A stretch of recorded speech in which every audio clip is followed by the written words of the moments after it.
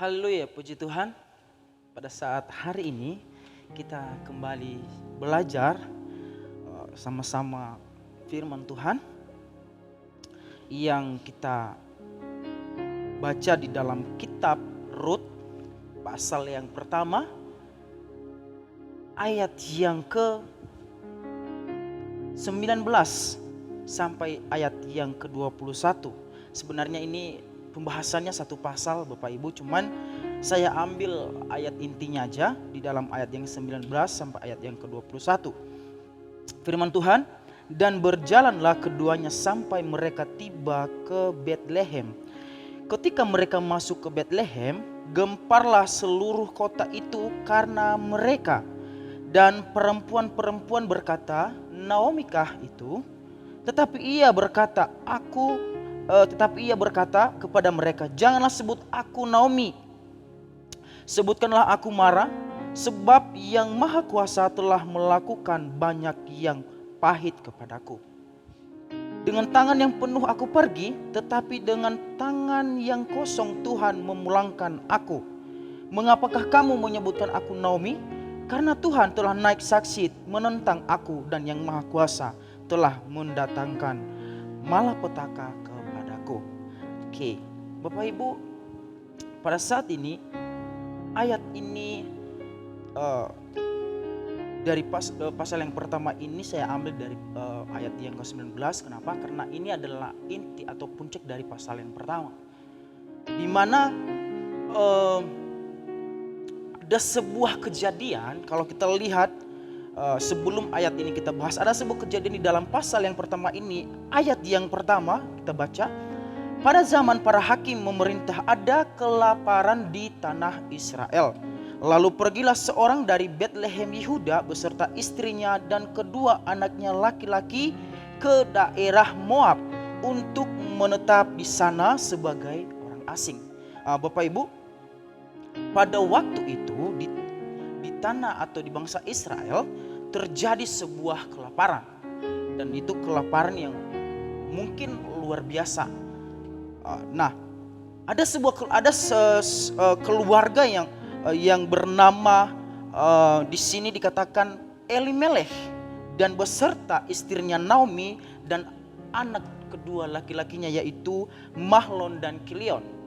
Nah, di sini mereka mengambil sebuah keputusan untuk beranjak dari tanah Israel ke daerah Moab. Kalau kita lihat daerah Moab ini adalah sebuah daerah yang asing, atau terkenalnya di situ adalah penyembahan berhala.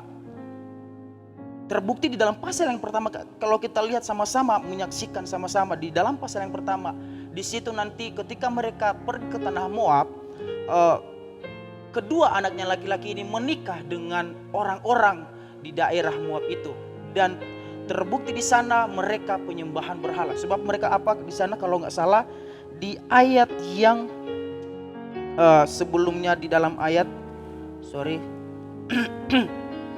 ayat yang ke-15, berkatalah Naomi telah pulang. Naomi ini berkata kepada menantunya Rut. Di sana dikatakan, berkatalah Naomi, telah pulang iparmu. Siapakah iparmu itu? Yaitu Orpa.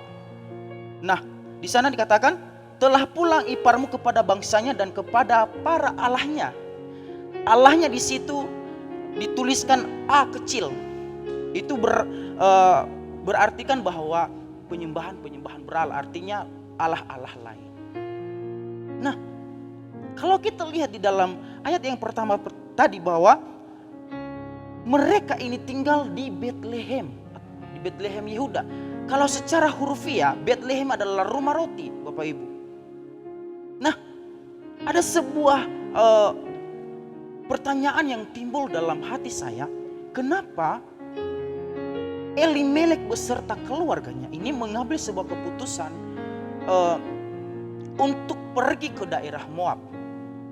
Hanya satu yang menjadi permasalahan kenapa mereka mengambil keputusan untuk beranjak ke daerah Moab, yaitu satu, kelaparan. Artinya masalah perut. Nah, hari ini saya akan kasih tema, tetaplah bertahan.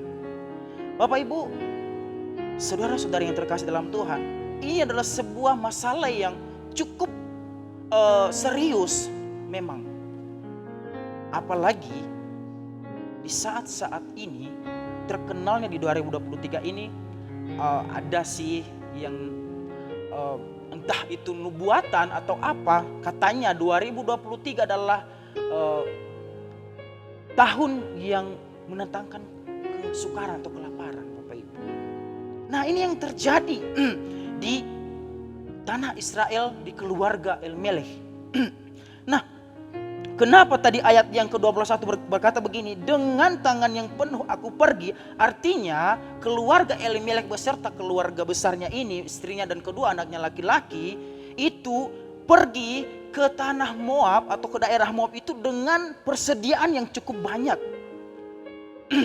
Beda peristiwanya kalau kita lihat di dalam Kejadian, peristiwa seorang Yakub ketika dia pergi dari tanah Israel ke rumah Laban waktu itu, dia pergi dengan tangan kosong. Tetapi dia pulang dengan banyak pasukannya, dengan gandum yang luar biasa banyaknya, harta yang begitu banyak. Ini kejadian yang kalau saya bilang kontras itu sangat jauh berbeda. Hanya satu yang membuat mereka mengambil sebuah keputusan, dan ini keputusan menurut saya adalah keputusan yang salah. Kalau saya perhatikan di dalam ayat yang ke-21 ini, Bapak Ibu, dengan tangan yang penuh aku pergi, tetapi dengan tangan yang kosong Tuhan memulangkan aku. Mengapakah kamu menyebutkan aku Naomi? Ini setelah kejadian beberapa di dalam pasal yang pertama ini, setelah mereka ada di daerah Moab, Elimelekh meninggal dan kedua anaknya laki-laki pun itu meninggal. Sehingga tinggallah mereka bertiga, yaitu Naomi, Ruth dan Orpa yang mereka nikahi di daerah Moab itu. Tetapi yang balik atau yang pulang ke daerahnya cuma 2 orang, yaitu Naomi dan menantunya Ruth. Kenapa Orpa memilih untuk tinggal di daerahnya? Dia tidak mau mengikuti mertuanya Naomi. Namun kejadian di situ dikatakan di dalam ayat yang ke-19 sampai 20 berkata bahwa daerah atau tanah Israel itu gempar. Kenapa? Akan kedatangan seorang Naomi dan Ruth.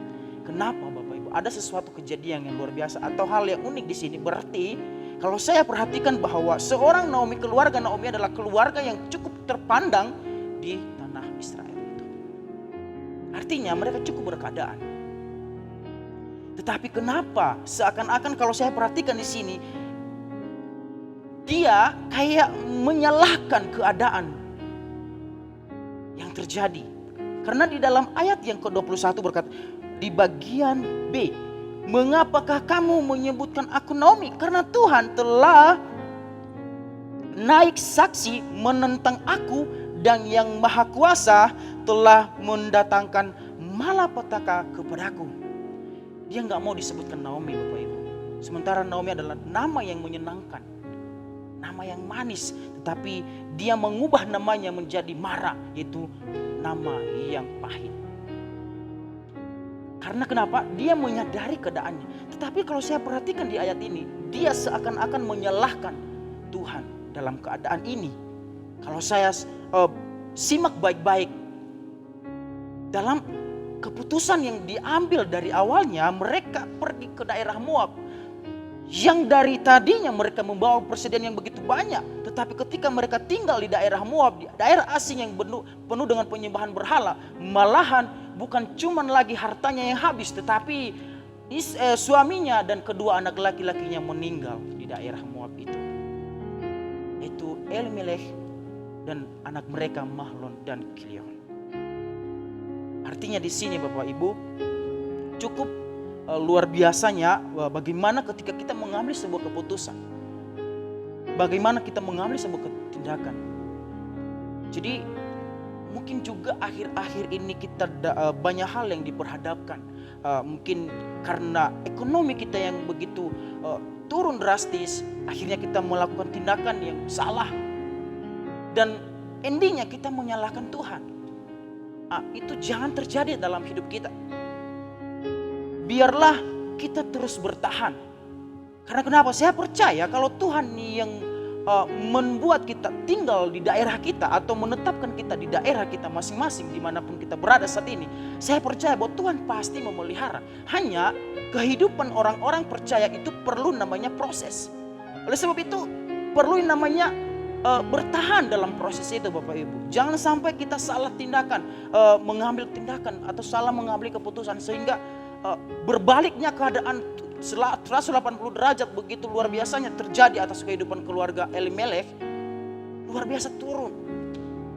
Mereka mengalami yang luar biasa penderitaan dalam hidup mereka.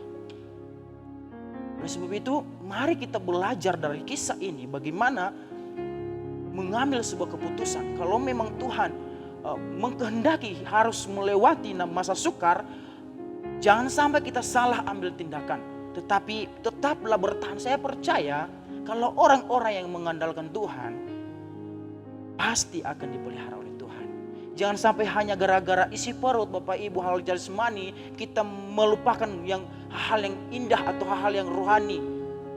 Jadi kita kayak mengindahkan hal-hal yang mengutamakan hal yang jasmani daripada hal yang rohani. Sementara di dalam tanah Israel di Bethlehem itu adalah penuh dengan orang-orang yang percaya dengan Tuhan. Tapi mereka memilih ke daerah Moab yang penuh dengan penyembahan berhala. Jangan sampai kita salah tindakan dalam hidup kita.